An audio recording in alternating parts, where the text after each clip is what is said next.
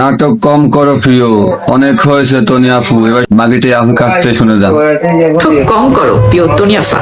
এখন আবার আপনি আপনার ভেরিফাইড পেজে পোস্ট আইছেন, আপনি কিছু জানতেন না। নীলা ইশরাফিল আপা আপনাকে দিয়ে বলাইছে, উনি স্টেশনে উপস্থিত ছিল না, আপনাকে একটা ব্রিফিং রেডি করে দিয়েছে, আপনি গম গম গম গম করে আপনি বলে ফেলেছেন।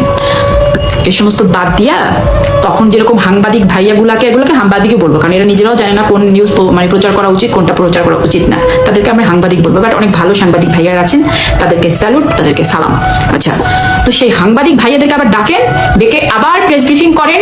আমাদের মতো নারীদেরকে নিয়ে আপনাকে কথা বলার রাইটস কে দিয়েছিল? আপনার সাথে আছি আমরা, আপনি ডাকলেই সবাই যাবে, রিড করবেন, এই করবেন, সেই করবেন। এখন প্রেস ব্রিফিং করেন, ক্ষমা চান, জাতির উদ্দেশ্যে ক্ষমা চান। আপনি না ডক্টর শফিকুর রহমান স্যারকে ওই যে ক্ষমা চাইতে বলছিলেন, এখন আপনি ক্ষমা চান জাতির উদ্দেশ্যে। আপনি ডক্টর মিতুর কাছে ক্ষমা চান, তাকে আপনি দাসী বানাই দিয়েছিলেন। আপনি ঢাকা বিশ্ববিদ্যালয়ের ম্যাডাম মোনালি ম্যামের কাছে ক্ষমা চান, কারণ সে কোন দল করবে, সে কোথায় যাবে, সে কি আপনাকে কৈফিয়ত দিবে? হ্যাঁ, আপনাকে কৈফিয়ত দিবে? ওগুলো আপনার আলোচনার বিষয়। আপনি রাজনীতি বুঝেন না, করেন না, আপনি সেগুলো নিয়ে আলোচনা করছিলেন কেন? আপনি বারিশকের কাছে ক্ষমা চান, বারিশকে নিয়ে আপনি কম সাইবার বুলিং করছিলেন, আপনি এবার গেছেন সাইবার বুলিং নিয়ে কথা বলতে। আপনি এদের কাছে নাম উল্লেখ করে করে আপনি সবার কাছে ক্ষমা চাইবেন, পুরো বাংলাদেশের নারীদের কাছে আপনি ক্ষমা চাইবেন। আপনি আইন শিখান, আপনার পোস্টে আপনি আইন লিখছেন, আইন নিয়ে কি আপনি একা ঘুরেন? আইন নিয়ে কি আর মানুষ, এই বাংলাদেশের মানুষ বুঝে না আইনটা কি? আপনাদের মতো নারীদের ওই রকমের কয়েকজন সাংবাদিক লাগে, আমাদের মতো এই দেশের সচেতন নাগরিকদের আমাদের সাংবাদিক লাগে না, আমরা নিজেরাই একটা মিডিয়া।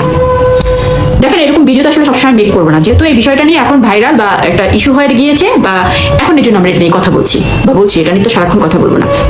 কি জানি আপনার নীলা ইশরাফিল, সরি টু সে, নীলা ইশরাফিল নামটা শুনলে আমার ইহুদি ইহুদি মনে হয়, জানি না, আমি আমার মনে হয় বললাম আর কি।